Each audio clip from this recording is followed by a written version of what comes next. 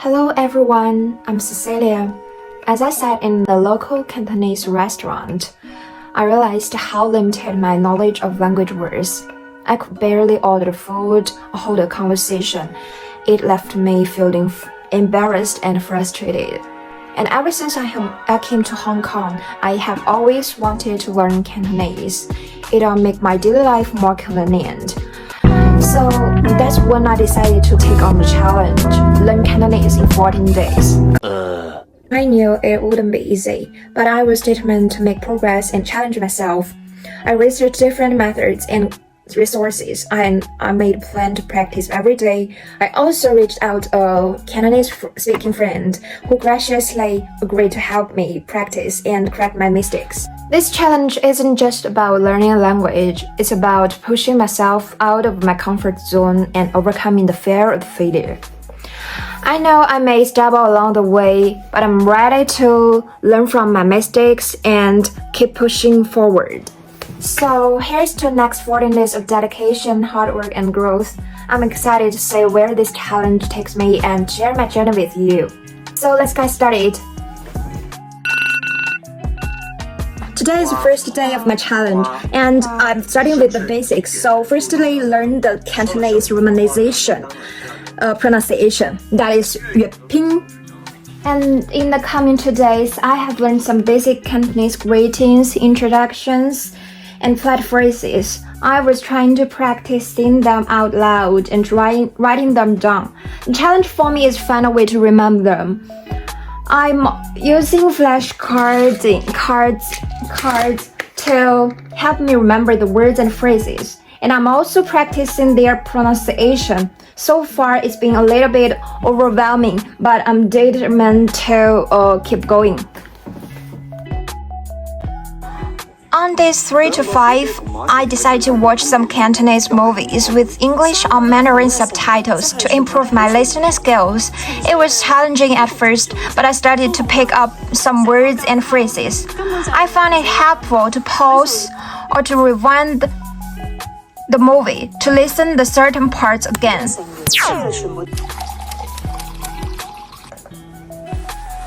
By day 5, I realized learning to write Cantonese characters was going to be difficult.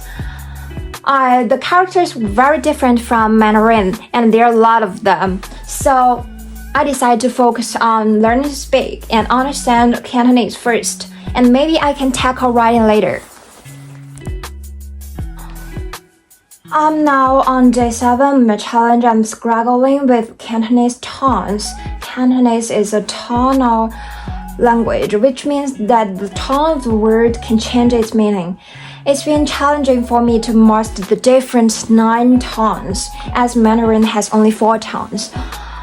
Da da da da da da. But I'm practicing by listening to Cantonese songs and watching Cantonese dramas. I've also been using a Cantonese pronunciation guide to help me improve my tone accuracy. Dong dong dong dong dong dong. 我數世入面第加4好齊唱，包括蘇。On days 10 to 12, I have learned basic Cantonese vocabulary related to food, travel, and transportation. And I'm thrilled with the progress I have made so far. Speaking with more confidence is not only boosting my language skills, but also my overall self-esteem. I also use some dialogue to practice. 練出雞食，我要早瞓啊！你想食咩餸啊？我想清燉啲，經唔可更油膩。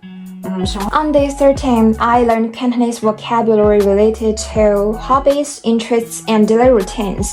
I'm grateful to have a Cantonese-speaking friend who's been helping me in my language journey. Practicing with her has been a game changer. It's one thing to study the language on my own, but it's another to have someone who can correct my mistakes and provide feedback. This has been an excellent opportunity for me to improve my pronunciation, intonation, and grammar.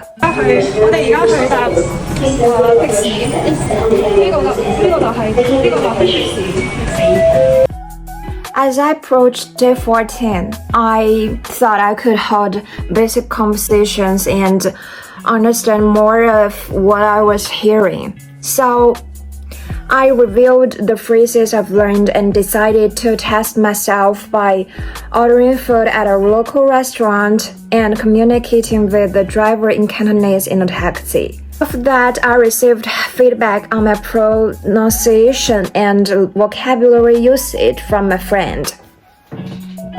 So next, please follow me to go out to order food in Cantonese. 要生嗰個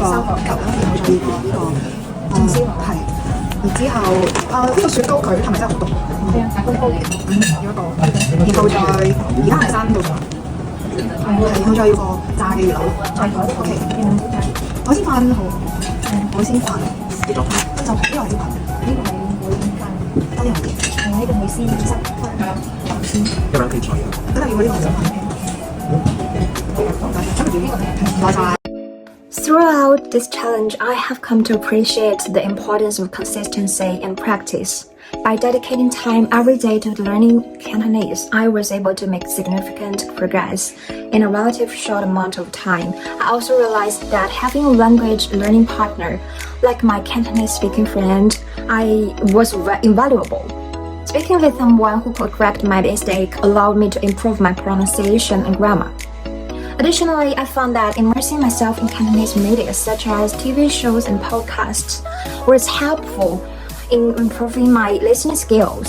However, I still struggled with more complex vocabulary and sentence structures, which made me realize that language learning is a lifelong process. Another challenge I faced was finding a motivation to continue learning when progress felt slow. Cantonese is a complex language and progress can be slow, especially when starting from scratch. However, I found that setting small goals for myself and celebrate small victories along the way helped me stay motivated. Moving forward, I plan to continue my Cantonese studies and expand my vocabulary and comprehension.